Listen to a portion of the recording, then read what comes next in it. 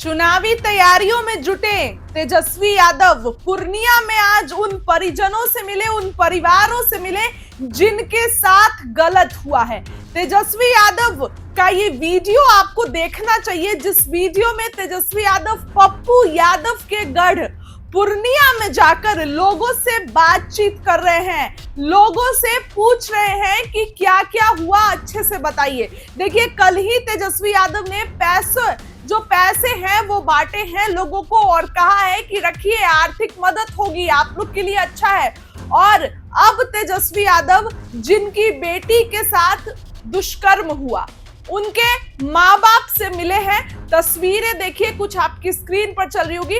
और तेजस्वी यादव ने इन लोगों से बात की और फिर बम्पर गुस्से में आ गए हैं, खूब गुस्से में आ गए हैं। तमाम जो वहां पर देखिए, लेसी सिंह जो अभी दमदाहा से विधायक हैं जदयू की, इसके बाद जो तमाम वहां पर और भी क्षेत्र में विधायक हैं, उन लोगों के बारे में पूछताछ हो रहा है। साथ ही तेजस्वी यादव ये बोल रहे हैं कि पुलिस क्या करती है, आप लोगों के पास पुलिस आके पूछताछ की या नहीं की, और लोगों से बातचीत कर रहे हैं। इस चुनाव में तेजस्वी यादव ये जनता को सबसे पहले दिखा रहे हैं कि आप लोगों को देखिए, डबल इंजन की सरकार है, किस तरीके से अपराध बढ़ रहे हैं। फिलहाल तेजस्वी यादव का अभी का ये वीडियो देखिए, पूर्णिया का वीडियो दिखा रहे हैं आपको, देखिए और क्या लगता है कमेंट करिए। बहुत बहुत धन्यवाद। ढंग का नहीं आया है, कई दिनों से इनकी मांग थी, अपनी बात को भी रखना चाहेंगे, तो हम चाहेंगे कि इसके बाद जो है हम अपनी बात को रखें।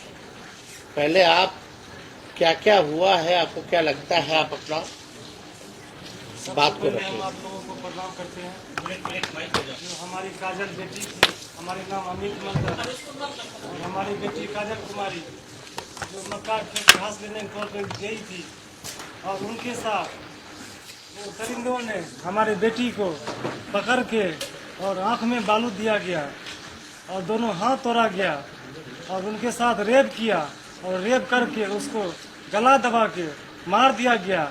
जो अपराधी जो गिरफ्तार हुआ उनको पकड़ा गया और उनको बेल भी हो गया, सजा भी हो गया, वो बाहर भी आ गए।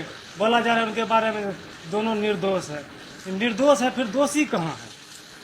शंकर सिंह विधायक जो विधानसभा से हैं, और क्या कहते हैं जो आए लेसी सिंह ये, और आनंद प्रकाश जो रघुवंश नगर थाना का जो बड़ा बाबू है, वो तीनों चारों ने मिलके और हमारे केस को नॉर्मल कर दिए, उनको बढ़ा दिए, उसको मजबूती कर दिए। भी दोनों लड़का निर्दोष है, इस घटना में दोनों लड़का शामिल नहीं है, बाहर है। फिर इसमें कौन है दोषी? पुलिस प्रशासन, जो कि भानुक को अन्याय कैसे मिलेगी? हम इंसाफ के लिए हम ठोकर खा रहे हैं, भटक रहे हैं और हमें इंसाफ नहीं मिल रहा है।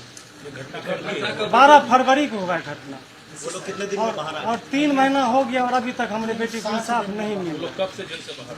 जी हो गया 10-12 दिन हो गया जी, 10-12 दिन से बाहर है और उनको कहा जा रहा है कि निर्दोष है। आपने बड़े अधिकारी से तो आवेदन दिया था, और जो कि पोस्टमार्टम रिपोर्ट है उनके बारे में बताया जा रहा है जो रेप नहीं हुआ है।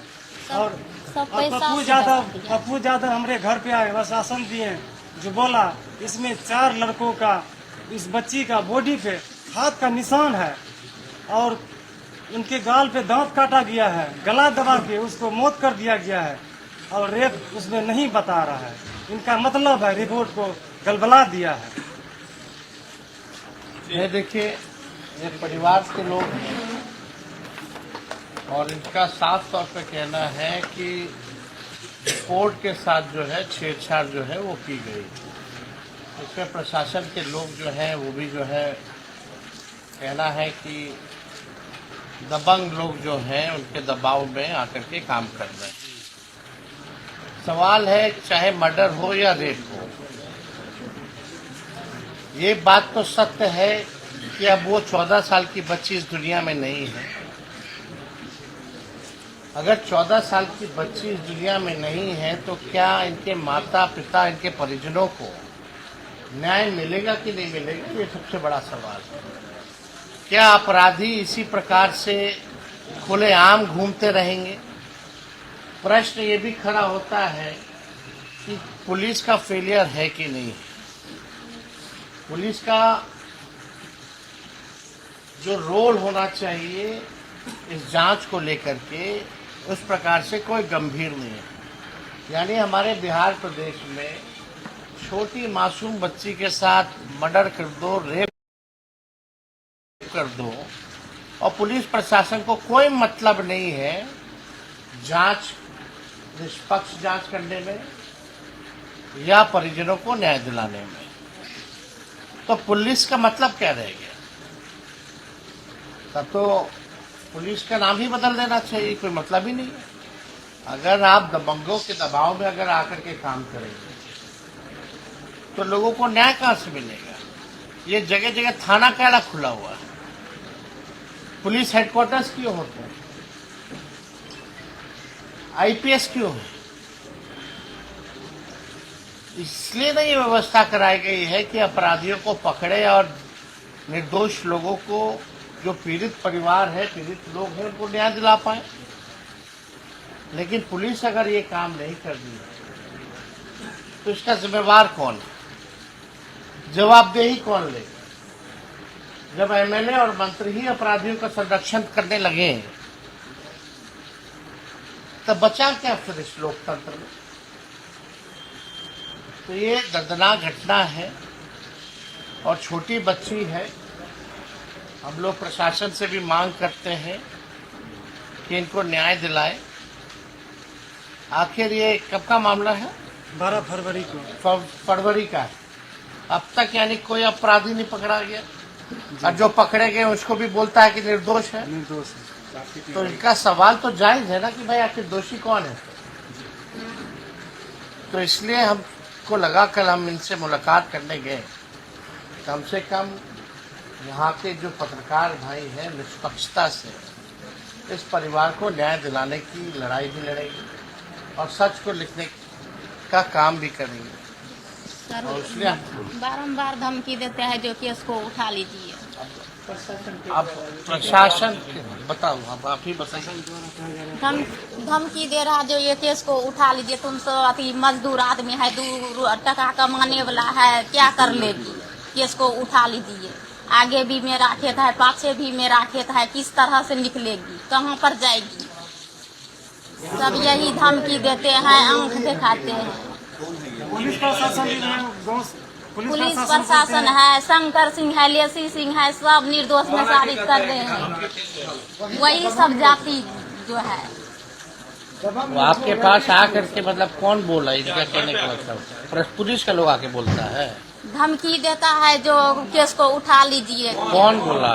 पुलिस प्रशासन बोल रहे हैं, वही धमकी वो परिजन जो पकड़ाए थे अपराधी सब, वो सब बोल रहे हैं जो केस को उठा लीजिए, तुम्हारा खाने के पैसा जो नहीं लोग जुटते हैं, पकड़े गए केस थे, जो उठा। 2 लड़के, उन्हीं के परिवार के लोगों का इनका कहना है कि आगे पीछे उनकी जमीन है और पुलिस प्रशासन और उनके माध्यम से जो है इनको खुलेआम धमकी भी मिल रही है।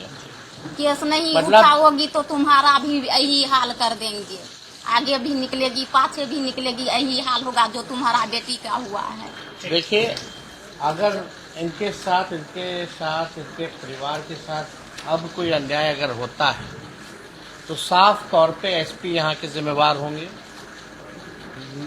मंत्री महोदया जिम्मेदार होंगी और विधायक महोदय जो है वो जिम्मेदार होंगे, साफ तौर पे। और हम तो गुहार करेंगे प्रशासन से कि इनको सुरक्षा भी जो है प्रदान की जाए और इनको प्रशासन न्याय दिलाने का काम करे। और इसको लेकर के हम जो है अपनी बात को डीजीपी महोदय से भी हम बात करेंगे।